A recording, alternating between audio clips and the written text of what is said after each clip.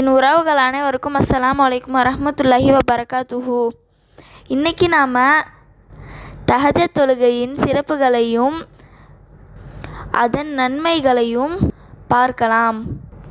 இந்த வீடியோவை முழுசாக லாஸ்ட் வரைக்கும் பாருங்கள். அப்போ தான் இதில் இருக்க நன்மைகளும் புரியும். அதுக்கு முன்னாடி இஸ்லாமிக் கிட்ஸ் சேனலை லைக் பண்ணுங்கள், ஷேர் பண்ணுங்கள், சப்ஸ்கிரைப் பண்ணுங்கள். மறக்காமல் பெல் ஐக்கானை கிளிக் பண்ணுங்கள். வாங்க வீடியோக்குள்ளே போகலாம். இரவில் இஷாவுக்கு பிறகு நிறைவேற்றப்படும் தொழுகைகளுக்கு இரவு தொழுகை என்று பெயர். இரவு தொழுகையை 2 ரக்காத்துகளாக தொழ வேண்டும். இதை நிறைவு செய்யும் போது ஒரு ரக்காத்தை தொழுது ஒற்றைப்படையாக முடிக்க வேண்டும். இதே தொழுகையை இரவின் இறுதியில் தொழுதால் அதற்கு தஹஜ்ஜத், அதாவது இரவின் கடைசி பகுதியில் நிறைவேற்றப்படும் தொழுகை என்று சொல்லப்படுகிறது. தஹஜ்ஜத் தொழுகையில் நேரம் மட்டுமே வேறுபடும், தொடுமுறையில் வேறுபாடில்லை. இப்னு உமர் ரலியல்லாஹு அன்ஹு அவர்கள் கூறுகிறார்கள், அல்லாஹ்வின் தூதர் ஸல்லல்லாஹு அலைஹி வஸல்லம் அவர்கள் உரையாற்றி கொண்டிருக்கையில் அவர்களை நோக்கி ஒரு மனிதர் வந்து இரவு தொழுகை எவ்வாறு என்று கேட்டார். அதற்கு அல்லாஹ்வின் தூதர் ஸல்லல்லாஹு அலைஹி வஸல்லம் அவர்கள் 2 ரக்காத்துகளாக தொழ வேண்டும். சுபுஹ் தொழுகை நீங்கள் அஞ்சினால் கடைசியில் ஒற்றையான ஒரு ரக்காத் தொழுது கொள்வீர்களாக. நீங்கள் தொழுது முடித்தவற்றை அது ஒற்றையாக, அதாவது வித்ராக ஆக்கிவிடும் என்றார்கள். ஆதாரம் நூல் புகாரி 473. இந்த தொழுகை இரவின் இறுதியில் சிறப்பு.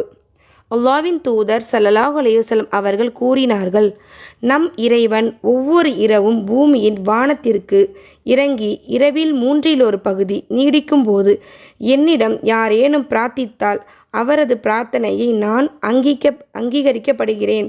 என்னிடம் யாரேனும் கேட்டால் அதற்கு நான் கொடுக்கிறேன். என்னிடம் யாரேனும் பாவ மன்னிப்பு கோரினால் அவை நான் மன்னிக்கிறேன் என்று கூறுகிறான். அறிவிப்பவர் அபு ஹுரைரா ரலியல்லாஹு அன்ஹு அவர்கள். ஆதாரம் நூல் புகாரி 1145. இந்த தொழுகையில் குறிப்பிட்ட சூறாக்களைத்தான் ஓத வேண்டும் என்று அல்லாஹ்வின் தூதர் ஸல்லல்லாஹு அலைஹி வஸல்லம் அவர்கள் கூறவில்லை. எனவே எந்த சூறாவை வேண்டுமானாலும் ஓதிக்கொள்ளலாம். குர்ஆனில் உங்களுக்கு இயன்றதை ஓதுங்கள். திருக்குர்ஆன் 73:20. 1. ஃபர்லான தொழுகைக்கு அடுத்த அந்தஸ்து. 2. கபரில் ஒளி கிடைக்கிறது. 3. முகத்தில் ஒளி கிடைக்கிறது. 4. எல்லா நோய்களையும் விட்டும் நிவாரணம் கிடைக்கிறது. 5. இருதய நோயை விட்டும் பாதுகாப்பு கிடைக்கிறது. 6. சிறிய பாவங்கள் அனைத்தும் மன்னிக்கப்படுகிறது. 7. அமல்களில் இஹ்லாஸ் உண்டாகிறது. 8. எந்த கண்ணும் பார்த்திராத, எந்த காதுகளும் கேட்டிராத, எந்த உள்ளங்களாலும் சிந்தித்திராத பெரிய நிஅமத்துகளை அல்லாஹ் அளிப்பான். 9. பாவ காரியங்களை விட்டும் தடுக்கிறது. 10. அல்லாஹ்வுடைய நெருக்கம் கிடைக்கிறது. 11. இல்மில் பிரகாசம் உண்டாகிறது. 12. மனதை விசாலப்படுத்துகிறது. 13. ஆயுளை அதிகரிக்கிறது. 14. சொர்க்கத்தில் ஒரு கண்ணாடி மாளிகை கிடைக்கும். அதன் உள்ளே இருந்து பார்த்தால் வெளியே உள்ளவைகள் தெரியும், வெளியே இருந்து பார்த்தால் உள்ளே உள்ளவைகள் தெரியும். 15. சொர்க்கத்தில் ஒரு மரம் உள்ளது. அதன் மேல் பட்டாடைகள் வெளியாகின்றன. அதன் அடியில் யாகூத் எனும் முத்துகளால் அலங்கரிக்கப்பட்ட குதிரை இருக்கும். அந்த குதிரையில் தஹஜ்ஜத் தொழுபவர்கள் தாம் நாடிய இடத்திற்கு செல்லலாம்.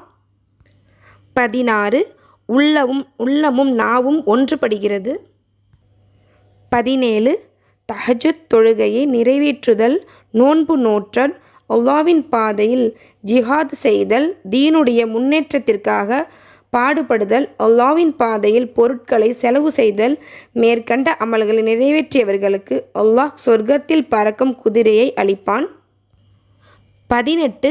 எவரொருவர் தொடர்ந்து தஹஜ்ஜத் தொழுது வருவாரோ அவர் அல்லாஹ்வின் நேசராக மரணமடைவார்.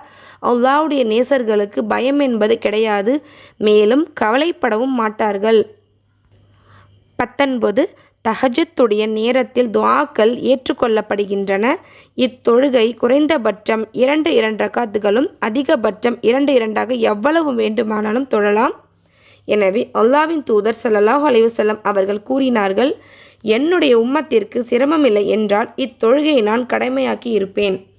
இந்த பதிவு உங்களுக்கு ரொம்ப பயனுள்ளதாக இருக்கும்னு நம்புகிறேன். வல்ல ரஹ்மான் நம் பாவங்களை மன்னித்து நேர்வழி தருவானாக. இது போன்ற துவாக்களுக்கும் ஹதீஸ்களுக்கும் நம்ம சேனலை தொடர்ந்து பாருங்கள், சப்ஸ்கிரைப் பண்ணுங்கள், சப்போர்ட் பண்ணுங்கள், லைக் பண்ணுங்கள், ஷேர் பண்ணுங்கள், கமெண்ட் பண்ணுங்கள். மறக்காமல் பெல் ஐக்கானை கிளிக் பண்ணுங்கள். அப்போது தான் நான் போடுற வீடியோ நோட்டிஃபிகேஷன் உங்களுக்கு வரும். அஸ்ஸலாமு அலைக்கும் வரஹ்மத்துல்லாஹி வபரகாத்துஹு.